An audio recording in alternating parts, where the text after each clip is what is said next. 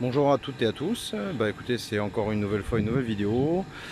Je voulais déjà dans un premier temps remercier l'ensemble des gens qui s'intéressent aux vidéos et qui n'hésitent pas à les partager et à me poser des questions et des conseils. Quand je peux répondre, il n'y a aucun problème, c'est avec grand plaisir. Voilà, je reviens sur l'enrouleur de bâche piscine que j'avais fait le premier. Donc bon, petit souci de mise en position avec malheureusement un déchirement de la bâche. Les tubes étaient pas bons, donc je reviens sur cette nouvelle que je viens de faire là récemment.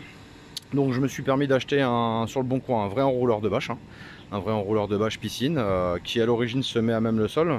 Il s'arrête à cette partie en inox en fait que vous voyez ici, et de l'autre côté on a la même chose sur roulette.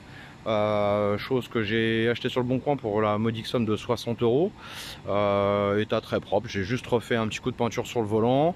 Voilà, donc la technicité en fait c'est nickel comme vous pouvez le voir ici. On est à ras de la piscine, là je vais le reculer un petit peu pour qu'il touche un peu plus. Du coup ça tombe vraiment au plus large de la piscine. Donc vous voyez le petit accroc que j'avais fait avec l'ancienne bâche que je vais réparer prochainement. Du coup, écoutez, je trouve juste parfait. J'ai pas de déperdition de chaleur, du coup, hormis le trou au niveau de l'escalier, comme vous pouvez le voir. Tant que je laisserai l'escalier en inox dedans, je suis un peu emmerdé. Donc bon, c'est pas très grave. J'ai la bâche à bulles en dessous qui maintient quand même la température, que la pompe à chaleur envoie. Donc techniquement, ce que ça donne, vous voyez, donc un pied, donc j'ai été voir un métallurgiste, donc j'ai fait faire les pieds sur mesure, donc à 1,10 m de haut le pied.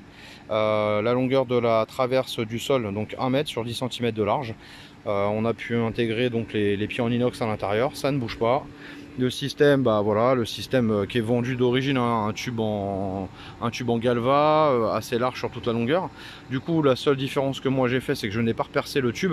J'ai mis des Colson, communément ce qu'on appelle des Serflex, avec des petits bouts d'élastique, donc aucun problème.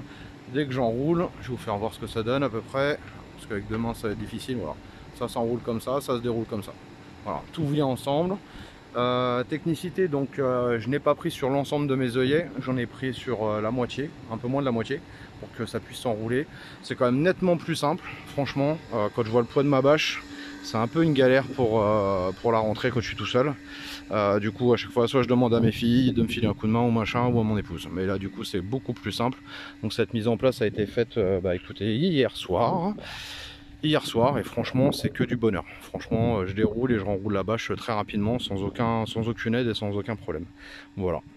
Donc je reste à vos dispositions. Donc je vous ai dit 1,10 m les poteaux, l'enrouleur une soixantaine d'euros sur le bon coin. Je pense qu'il n'est pas nécessaire de prendre plus cher. En plus c'est des enrouleurs qui sont réglables en distance, donc on peut le mettre à la largeur qu'on veut. Et vu de l'extérieur, je vais vous faire voir, vu de l'autre côté en fait, voilà ce que ça donne.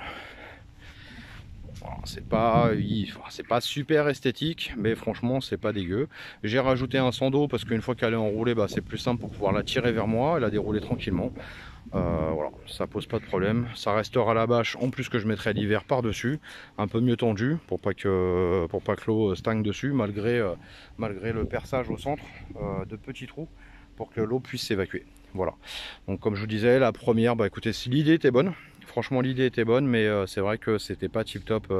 Au niveau du diamètre du tube, c'était pas assez grand, et le principe, voilà, le principe était bon, mais voilà, il manquait juste quelques trucs. Donc du coup je suis reparti sur autre chose, et puis voilà, autant se servir de ce qui existe déjà dans le commerce et pourquoi pas l'adapter à nos piscines hors sol, où encore une fois on est à la quatrième année pardon, et j'en suis totalement satisfait. Voilà, je vous souhaite de bonnes vacances, profitez bien de vos piscines et n'hésitez pas pour tous vos commentaires. A bientôt, merci encore à tous.